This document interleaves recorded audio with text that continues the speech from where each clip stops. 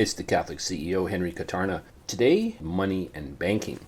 From the point of view of a business owner or an employee working for a corporation, if you're a Catholic, these are the concepts that you need to be worried about and constantly thinking about in money and banking. So I'm going to begin today by reminding us, as we talked a little while ago, money has four main purposes. It's number one, a store of value. Number two, it's a medium of exchange. Number three, it's a way to keep track and measure. And number four, it's a convenience. You don't have to carry bags of gold around. Those four things should be kept in mind because they govern a lot of your activity as a business owner. First, let's talk about how money is created. Money is created through debt. Money is created in our economic system. When you go to the bank, they're going to create an entry in the books that says you're going to borrow $100,000 and you're going to pay it back at a certain rate of interest, which then implies that money has a price. Money is just like any other commodity in the economy. It has a price. There's a supply and demand for money. There's also a market for money, and there are also global macroeconomic policies called monetary policies that affect money. There are microeconomic activities that govern money, and that would be something that you would do as an individual business person. So how is money created? Money is created through debt. In this sense, if you go to a bank and you look at the financial statements of a bank, you will realize that they have an entry that says they have, I'm making up a number now, $10 billion worth of money that they can lend out. They don't actually have $10 billion worth of cash. We use a fractional reserve system in which they only have to keep reserves of a certain percentage of the total amount of money that they lend out. And so if there's $10 billion worth of lending power that they have, they might only have to keep $1 or $2 billion of actual reserves available in case there's a problem. What's the problem? Well, a run on the bank.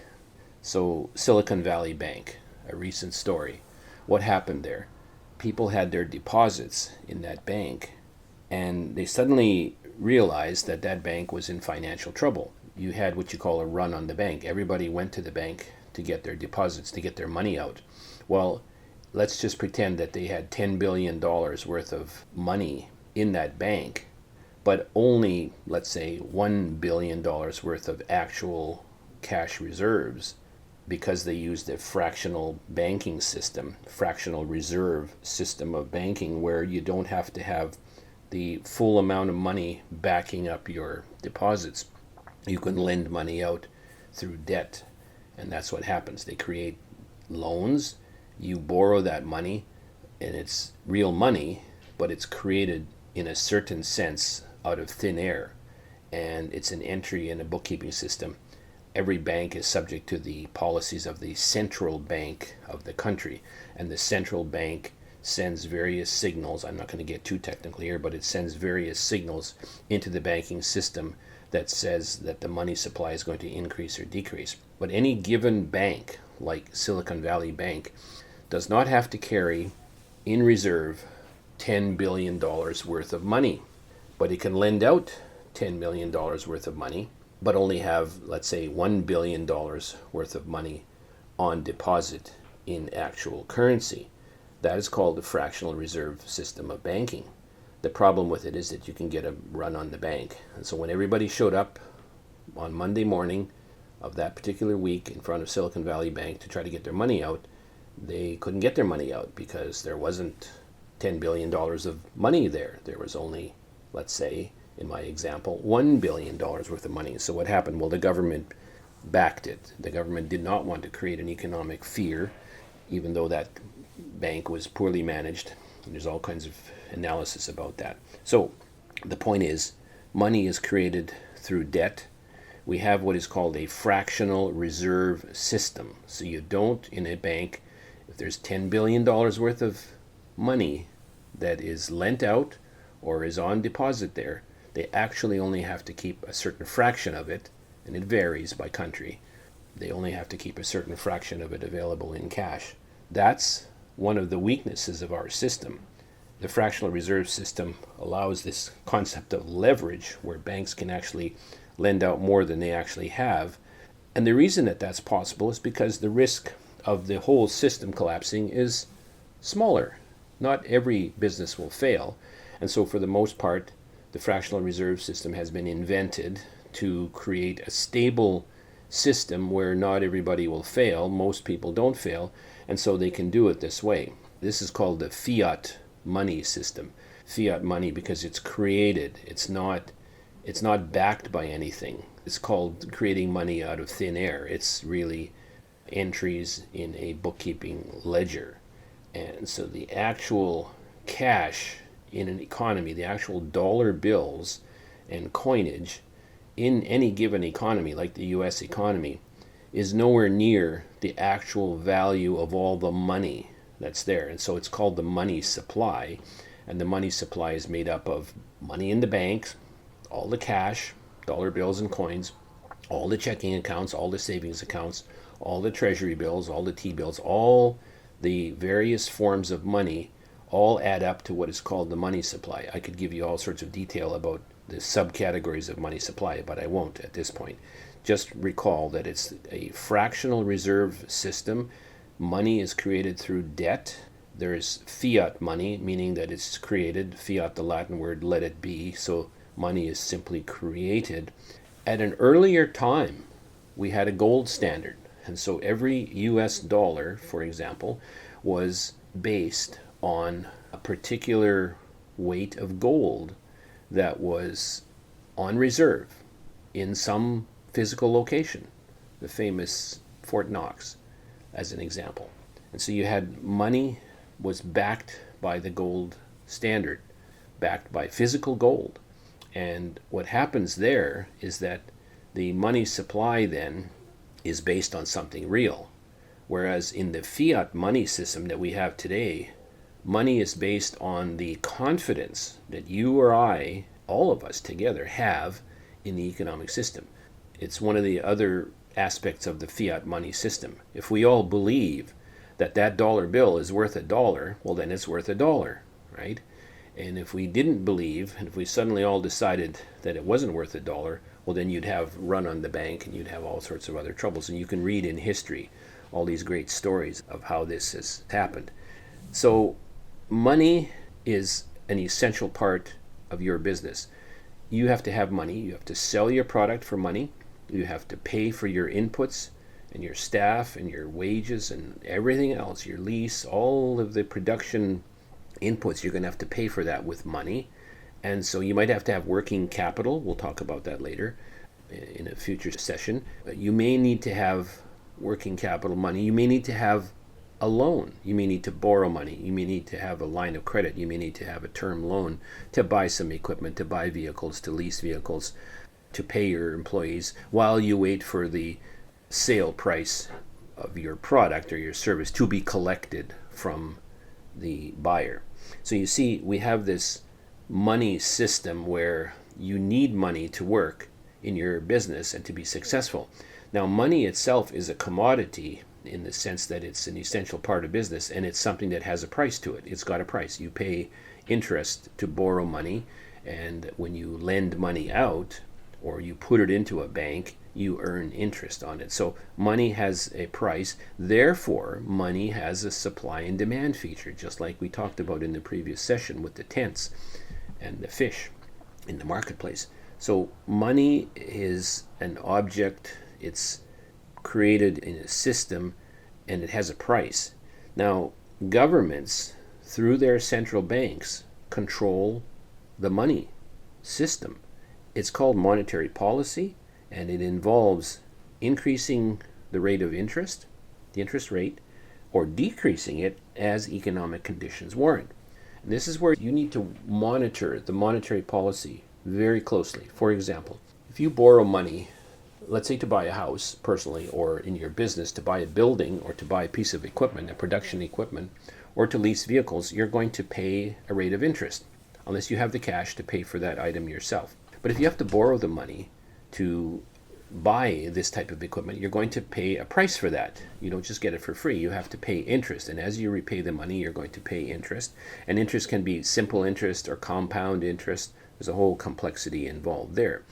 But the government is going to be watching macroeconomic indicators about the state of the economy. So you've heard of the overheated economy or the bull market or the roaring economy, or an economy that's prospering and that there's maybe more demand for total goods and services than the economy can produce. If the demand for all of the products and services in the entire economy goes up, you're going to have then people wanting to buy more things than are there and available in the marketplace. So you've got a supply and demand disparity or anomaly going on right there. If you look at it from a macroeconomic perspective, the whole economy, if the demand is higher, people are prosperous, people are feeling confident and optimistic, and maybe the population is growing, you're going to have more demand for the goods and services. And what's that going to do? It's going to create an economic system where the prices are going to start rising because the demand is greater for everything that's in the economy. Governments watch this because if the prices rise too dramatically, what happens? Well, some people in the economy can't afford things then. And so you've got a social policy issue. You've got a problem. And so governments monitor this, and they create, using economic policy, stimulus, or I guess you could say the opposite of stimulus, to drop or raise the level of economic activity. And how do they do that? Through monetary policy, by raising the rate of interest. And so using the central bank system that I spoke about earlier, government can cause the rate of interest to increase. And when the rate of interest increases, money becomes more expensive. So then people slow down their borrowing. So that's going to drop some people out of the marketplace who can't afford things anyway. Then on top of that, if you start to raise interest rates, loans become more expensive. Your mortgage becomes more expensive. The lease on your vehicle becomes more expensive. And that has a dampening effect on the economy. So monetary policy is used to dampen or expand the economic system. You hear of expansionary economic monetary policy. You hear of inflationary environment. That's when prices are rising, or a deflationary environment when prices are dropping. Very complex topics, very interesting topics, actually, very relevant to us. You as a business owner, though, your point is to watch what the signals are telling you in the marketplace. So when interest rates are going up, you will be careful about borrowing money. You'll slow down your rate of expansion. You'll temper your optimism. And this is a tool, a policy tool that governments use to increase or decrease economic activity. If the government wants to stimulate the economic system, they will use an expansion of the money supply, or they will drop the rate of interest, and they will then make more money available at a lower cost. That means you're likely to go and borrow more money to open up your new coffee shop or your second location, or to buy that new roaster or that new packaging machine. And so the concept of an acceptable rate of inflation comes in now. On top of everything, you've got inflation was for a couple of decades now, 2 or 3 decades, low. Money was easy to come by. You could borrow money easily. Anybody could get a line of credit. You'd only pay 1 or 2% interest. There were even times when the interest rate was negative. They would pay you to take their money. Now, inflation, bank rate is high. You've got 6 or 7% interest rate on mortgages. Suddenly it becomes a little bit more difficult to expand your business because you're going to have to pay more. So the whole point is that when you are running a business and you're going to have to borrow money, you're going to pay a higher price for it. You're going to be more careful on your expenses. You're going to be perhaps cutting back on your demand. You're going to decide not to buy that new building or add that new location or buy that second machine to run your system. This is monetary policy. It's something that you would want to carefully watch because economic forecasters, all the banks, all of the major consulting firms all have economists on staff that every month or two or even every quarter they will give you a forecast of what's going on in the economy. So you as a business owner, no matter how small, even if it's a side gig or if you have 100 staff, you need to watch carefully what's going on with the money supply, with the monetary system, with interest rates, with the loans that you have at the bank. Even you need to watch out for your own bank so that you don't run into a Silicon Valley Bank situation. Now, that was a small bank, a very regional bank, a very specialized bank, and so there could be some explanatory reasons why it fell into the trouble that it did. So, credit card interest, bank rates, lines of credit interest, these are all signals that help the business person to understand what they should or should not be doing. And remember that these signals are given by the marketplace, but the policies behind them largely are driven by government. They are also driven by the combined activities, the macroeconomic activity of all those individual businesses. If everybody suddenly wants to expand their business because they see prosperity ahead and they see good times and they see demand rising for their products, that will create more of a demand for money. And if the money supply then isn't increased commensurate with that, you're going to have an inflationary pressure on the economy. Quick comment about inflation. Inflation is dampened by raising the price of money, raising the interest rate. Raising the rate of interest can either put your economy back into balance, or it can cause a recession or a depression. And so one must be careful in government policy making to keep this inflation thing under control, because too much inflation leads to an economy where there's disparity, where certain people are priced out of the marketplace, and the prosperity of the nation can suffer. If you have deflation, you will have an opposite situation. There might be too few goods produced, and then there's a scarcity problem, and then you also take people out of the economy. It's a complex interplay. The thing to remember today is that money is created by debt. It's a fractional reserve system. It's a fiat money system. We are not on the gold standard. Our exchange rate, which is the rate of interest or the rate of buying and selling between different currencies in the world, that's all open to market forces. There's no gold standard anymore that tells you that the money is worth something in terms of physical gold. Money is now worth what we think it's worth, and our combined confidence of all the individual people and all the individual companies and all the individual governments give confidence to the money system. That's why we call it a fiat money system. The loans, the money that we borrow, the credit card interest we pay, the lines of credit interest we pay, all are signals to us as to what the government policy thinks we should be doing. And as rational economic players, we're going to look at the rate of interest on that next loan, and we're going to say, no, I'm not borrowing that money this year. I'm going to slow down my activity. That causes a dampening effect in the economy. That's what is used to quell inflation. And if you want to create inflation, on the other hand, if you're in a depressed economy and you want to boost inflation, you drop the rate of interest, you make the price of money more attractive, more people will borrow, and you're going to be then in an expansionary phase.